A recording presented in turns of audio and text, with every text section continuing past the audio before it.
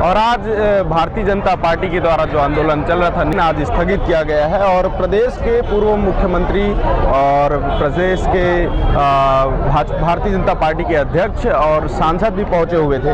आज ये आंदोलन समापन हुआ है, स्थगित हुआ है। आगे क्या रणनीति रहेगी? जिन विषय को लेकर के हम लोग इस आंदोलन में बैठे हैं जी, स्मार्ट सिटी के पैसे का अपव्यय जी, गली मोहल्ले में चौपाटी का निर्माण, एजुकेशन हब को सुरक्षित रखना जी, जो अनियमितताओं की जांच केंद्रीय समिति करेगी।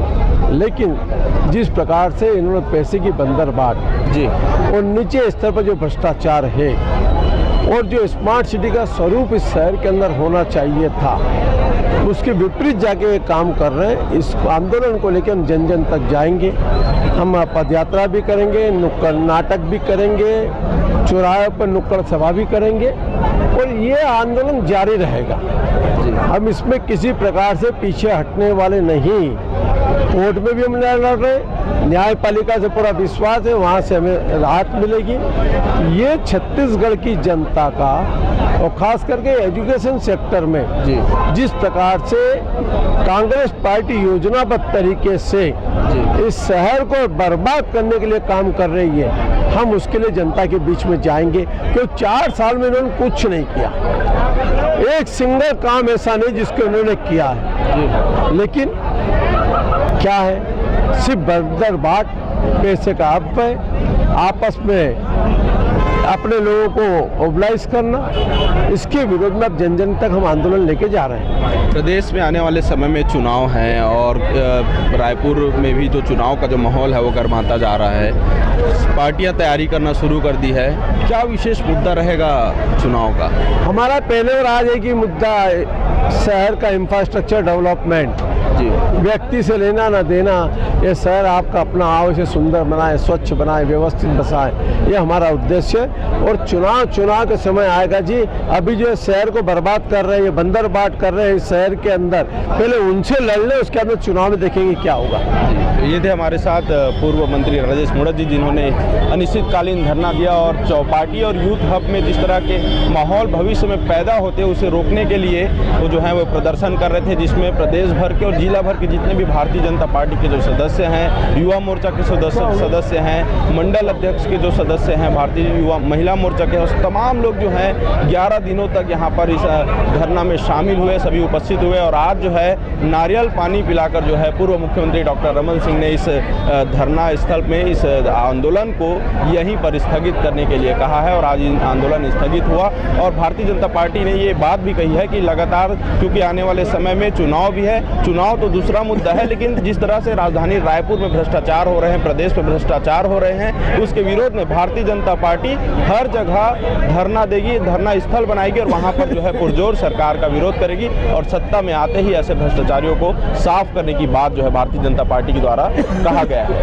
युवकों का ये आंदोलन, मैं कहूंगा, आपने शहर को जागृत किया है, शहर को जगाया है, छत्तीसगढ़ को जगाया है, इसलिए आप बधाई के पात्र हैं। इतना बड़ा मुद्दा, जिस मुद्दे को लेकर ये कांग्रेस की सरकार पूरे छत्तीसगढ़ में बेनकाब हुई है और भूपेश बघेल की नीतियां जनता के सामने आई हैं। भूपेश से पूछना चाहता हूं, क्या क्या बेचोगे? कम से कम शिक्षा परिसर को तो छोड़ो। अरे भूपेश जी, शर्म करो। जिस साइंस कॉलेज में तुम पढ़ाई किए थे, जहां साइंस कॉलेज के जहां से भूपेश ने अपनी पढ़ाई की थी, वो साइंस कॉलेज परिसर को भी नहीं छोड़ रहा है। ये हालत है कि पूरे के पूरे छत्तीसगढ़ को बेचने में आमदा है, पूरे छत्तीसगढ़ को बेचने की साजिश है।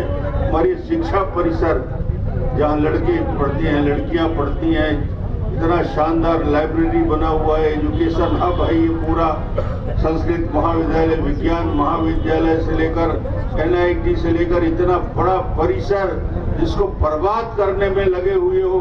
और कहाँ कहाँ चौपाटी बनाओगे, कहाँ कहाँ की जमीन को बेचोगे, ये तय कर लो। क्या क्या बचेगा छत्तीसगढ़ में?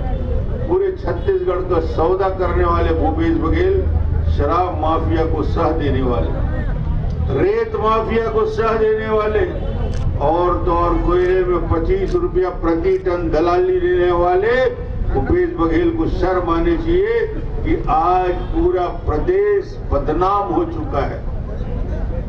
ईडी जब प्रदेश में आया, कोयले की दलाली के लिए जब प्रमाण मिल गए, कलेक्टर स्तर के अधिकारी, सेक्रेटरी स्तर के अधिकारी, इन सब के खिलाफ मामला दर्ज होता है, लोग जेल में जाते हैं।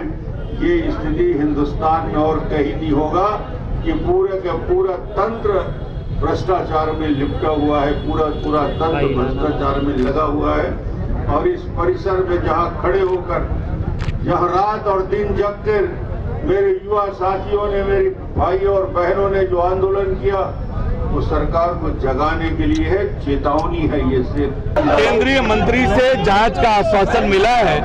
उन्होंने एक निष्पक्ष जांच समिति बनाकर जांच कराकर आवश्यक कार्यवाही करने का भरोसा दिलाया है और इसलिए ये आंदोलन अभी स्थगित करते हैं। और निश्चित रूप से यह जनहित को लेकर एक बड़ा आंदोलन पूरी एकजुटता से भारतीय जनता पार्टी ने किया है। मैं सभी को बहुत धन्यवाद देता हूँ। क्या रूपरेखा रहेगी कि पूरा क्या रायपुर में बस आंदोलन रहेगा आने वाले समय में? हम लगातार सब जगह आंदोलन कर रहे हैं, स्थानीय मुद्दों को लेकर भी, और ये तो रायपुर का विषय था और इसलिए जांच का आश्वासन मिला है। निश्चित रूप से जनहित को लेकर भाजपा ने एक बड़ा आंदोलन किया, आगे भी हम लगातार लड़ाई करेंगे जनहित के मुद्दों को लेकर। जनता के सहयोग से हम इस काले कानून को वापस लेने के लिए बाध्य करेंगे और इसी आशा और विश्वास के साथ मैं राजेश मूरत जी को और उनकी पूरी टीम को इस आंदोलन के लिए बहुत बहुत बधाई देता हूं, शुभकामनाएं देता हूं। और राजधानी रायपुर के हर स्थल को जो है आंदोलन का स्थल बनाने का काम जो है भारतीय जनता पार्टी करेगी और आंदोलन का स्थल बनाकर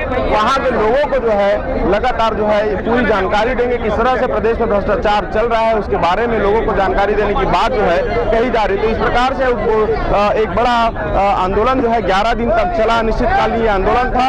अब उसके बाद जो है आज ये आंदोलन जो है स्थगित करने की बात कही जा रही है, जिसमें भारतीय जनता पार्टी के कई बड़े नेता जो हैं शामिल हुए हैं। कैमरामैन नवेश के साथ अविनाश चंद्रवंशी, न्यूज़ प्लस 21, आपके हक की बात।